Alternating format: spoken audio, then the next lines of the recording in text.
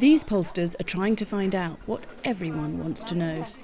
Who's going to be Kenya's next president? Elections are scheduled to finally take place on March the 4th next year. It's shaping up to be a tight-run two-horse race between current Prime Minister Raila Odinga and Kenya's richest man and son of a former president, Uhuru Kenyatta. I'm here with Victor Ateng, who's head of polling and has just released today's latest poll. So Victor, tell us, who's Kenya's next president going to be? And that's not something that we can say based on the poll findings that we have today, because the number of undecided is still very high.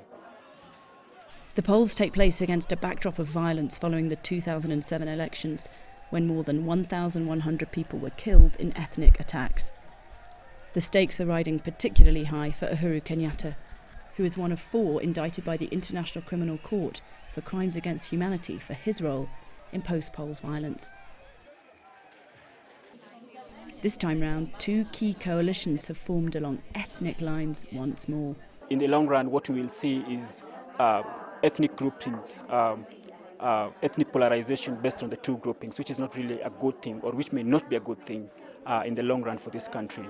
If the polls are violent this time round, Kenya risks economic collapse. In 2008, growth in East Africa's largest economy fell to 1.5%, from 7% the year before. Were Uhuru Kenyatta to run and win, Kenya might even risk sanctions.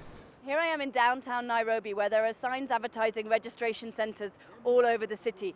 And the conversation rages about who is going to be Kenya's next president. I've been speaking to these 2 gentlemen. Hello, how are you? Fine, fine. Good. Now, are you both going to vote? Yes, we are going to vote. And are you registered already? Yes, I am already registered long time ago. Okay.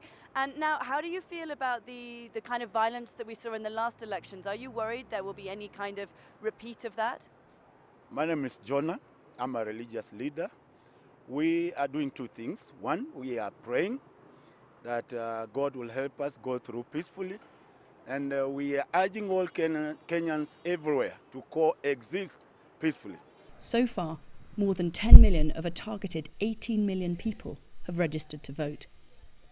But with 22% of voters undecided and the latest opinion polls putting the 2 coalitions close to neck and neck, the contenders already know that every ballot will count.